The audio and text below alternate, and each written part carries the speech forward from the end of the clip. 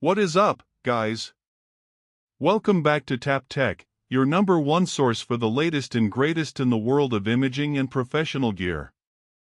Now, if you are a wildlife photographer, a sports enthusiast, or a hybrid creator looking for that perfect balance between speed and reach, you know that one name has been dominating the conversation lately: the Canon EOS R7. But, as we move into 2026, the rumors have shifted from what if to when, and today, we are diving deep into everything we know about the highly anticipated Canon EOS R7 Mark II. This isn't just a minor refresh, folks.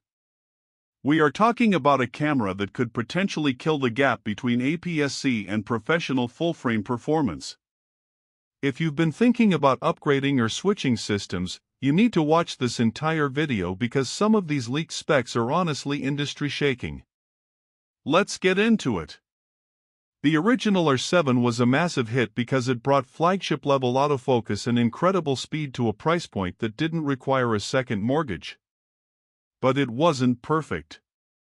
We saw issues with rolling shutter, a polarizing control wheel design, and a buffer that could sometimes leave you hanging during the most intense action. Well, Canon has been listening. The EOS R7 Mark II is rumored to be the spiritual successor to the legendary 7D series, the tank-like DSLRs that pros used to carry into the mud and the rain. At the heart of the R7 Mark II is the headline feature everyone is talking about: a brand new sensor. There has been a lot of debate about whether Canon would stick to the 32.5 megapixel count or push higher. The latest reports from the supply chain suggest we are looking at a 39 to 40 megapixel back-illuminated BSI sensor.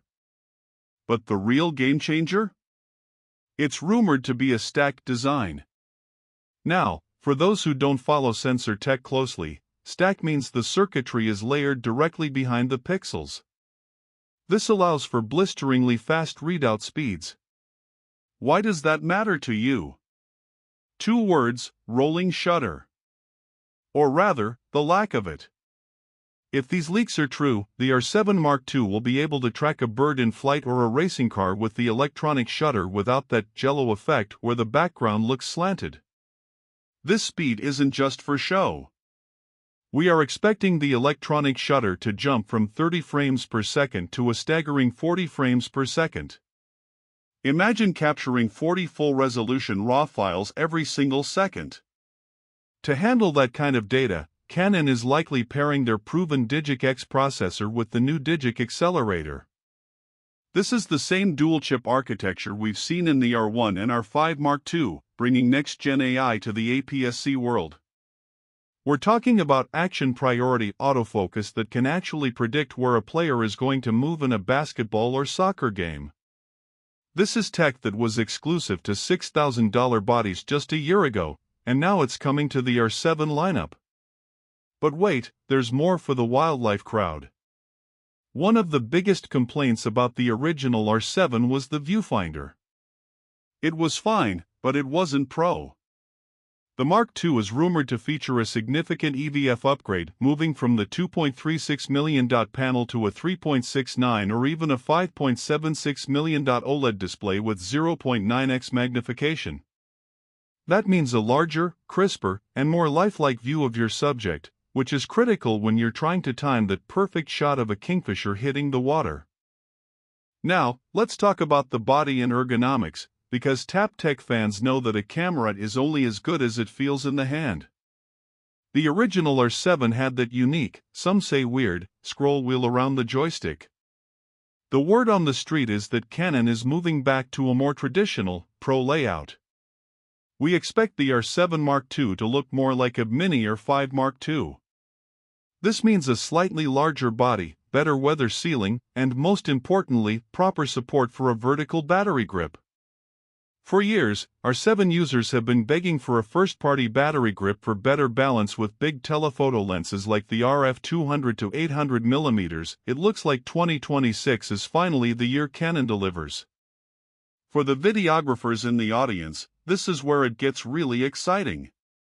The R7 Mark II is being positioned as a true hybrid powerhouse. We are hearing reports of 4K 120p uncropped recording and even 8K video capabilities. Yes, you heard that right, 8K on an APS-C sensor. While 8K might be overkill for some, the oversampled 4K quality coming off that 40MP sensor will be nothing short of clinical. Plus, with the inclusion of C-Log3 and potentially even internal RAW recording, this camera could easily serve as a Bcam 4 Cinema Pros or a primary tool for high-end YouTubers. To keep all that power from overheating, internal leaks suggest a new thermal management system, possibly even active cooling vents similar to what we've seen in the R5 series. Let's discuss the stabilization. Canon's IBIS, in-body image stabilization, is already world-class, but the R7 Mark II is expected to push this even further. We are looking at up to 8.5 stops of stabilization when paired with RF mount lenses. This means you could potentially shoot 1-second handheld exposures or get gimbal-smooth video without actually carrying a gimbal. For travel photographers who want a pack light, this is a massive win. Connectivity is also getting a professional overhaul. We expect the R7 Mark II to move away from the dual SD card setup and instead feature a mixed slot design, one high-speed CF Express Type B slot and one UHS-2 SD slot. This is a clear signal that Canon views this as a professional-grade tool. The CF Express slot is essential for clearing that massive 40 frames per second buffer and recording high bitrate 8K video without the camera stuttering. Now, I know what you're thinking, this sounds amazing, but when can I actually buy it? The consensus among industry analysts is a Q1 or Q2 announcement in 2026. Many are pointing toward the CP Plus show in Japan as the likely launchpad. As for the price, all this technology doesn't come cheap. While the original R7 launched at a very aggressive $1,499, the addition of a stacked sensor and pro-build quality will likely push the R7 Mark II into the $1,800 to $2,200 range. It's a jump, sure, but when you consider you're getting 80% of an EOS R3's performance for a third of the price, it starts to look like a bargain. Is it worth the wait? If you currently shoot with an R7 and find the rolling shutter or the EVF frustrating, then absolutely. If you are still holding onto an old 7D Mark II or a 90D waiting for the perfect mirrorless replacement, this is the camera you have been waiting for. It's the ultimate reach camera, giving you that 1.6x crop factor for your lenses while maintaining the speed and autofocus of a flagship. Before we wrap up, I want to hear from you guys. What is the one feature that would make the Canon EOS R7 Mark II a must-buy for you? Is it the 40 frames per second speed, the 8K video, or are you just happy to finally get a battery grip? Let me know in the comments below. I read every single one of them, and I want to know what the Tap Tech community thinks. If you enjoyed this deep dive into the future of Canon, do me a huge favor, smash the like button and hit subscribe with the bell icon turned on. It really helps the channel out and ensures you never miss a beat when it comes to the latest tech leaks and reviews. We've got a lot more coming on the upcoming RF lenses and Sony's response to this APS-C beast, so stay tuned. Thanks for watching Tap Tech. I'm your host, and I'll see you in the next one. Keep shooting, keep creating, and I'll catch you later.